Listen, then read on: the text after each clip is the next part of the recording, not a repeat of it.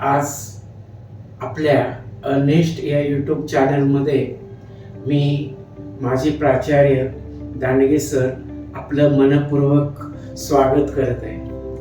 आज प्रत्येक वेळेस आपण वेगळ्या पद्धतीचे रील्स तयार करतो किंवा वेगळी माहिती आपल्यापर्यंत पोहोचवतो। आज आपण जी माहिती पोहोचवणार आहोत ती म्हणजे आवळ्यापासून आवळा, मोर आवळा, आवळा कॅन्डी आणि आवळा पावडर, ती आवळा कॅन्डी गुळाची आणि साखरेची कशी बनवतात याबद्दल माहिती पाहणार। हे आवळे जे आहेत ते एकदम फ्रेश आहेत। दुसरी महत्वाची गोष्ट म्हणजे याला कुठल्याही प्रकारे हे नाहीये, डाग नाहीये, काही नाही, स्वच्छ आहे। हे आवळे आणल्यानंतर प्रथमतः आपण ते या स्वच्छ पाण्यामध्ये असं भिजत घालून किंवा त्याला असं धुवून स्वच्छ करून घेतो।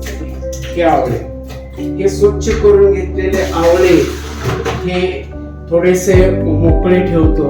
मोकळे ठेवून हे जे आवळे आहेत हे साधारणपणे कोरडे झाल्यानंतर हे स्वच्छ पाण्याने पुसून घेतो आणि ते जी आपली चाळण आहे या चाळणीमध्ये आपण ठेवतो। ही चाळण किंवा हे पातेलं जे आहे हे पातेलं पूर्ण स्टील मध्ये आहे, स्वच्छ आहे। त्यावरती झाकण जे आहे ते स्टीलचं स्वच्छ आहे। यामध्ये हे सगळे आवळे हे आपण धुवून स्वच्छ करून कोरडे करून त्याच्यानंतरच या चाळणीमध्ये ठेवतो आणि चाळणी आपली आहे ती चाळणी गॅसवरच्या पातेल्यावरती ठेवून हे जे सगळे आवळे आहेत ते आपण उभून वाफवून घेतो।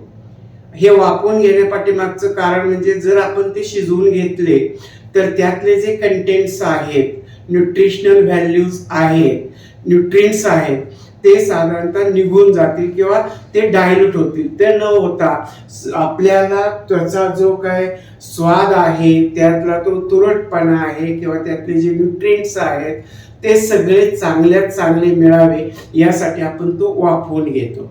आणि वाफरतात कसा वापरतात तर वाफवल्यानंतर त्याच्या पाकळ्या अशा विलग होतात, ते आपण नंतर पाहणार आहोत। आता सद्यस्थितीला आपण जी पूर्वतयारी केलेली आहे म्हणजे आवळे आणले, ते स्वच्छ पाण्यामध्ये धुतले, त्यांना थोडा वेळ कोरडे केलं आणि त्याच्यानंतर ह्या चाळणीमध्ये टाकून ते चाळण आपण या पातेल्यावर ठेवून त्यावरती झाकण ठेवून आपण हे साधारणतः 20 ते 25 मिनिटं वाफवून घेतोय की ज्या योगे आपल्याला पुढची प्रोसेस करता येईल। आवडलं? Thank you, good day.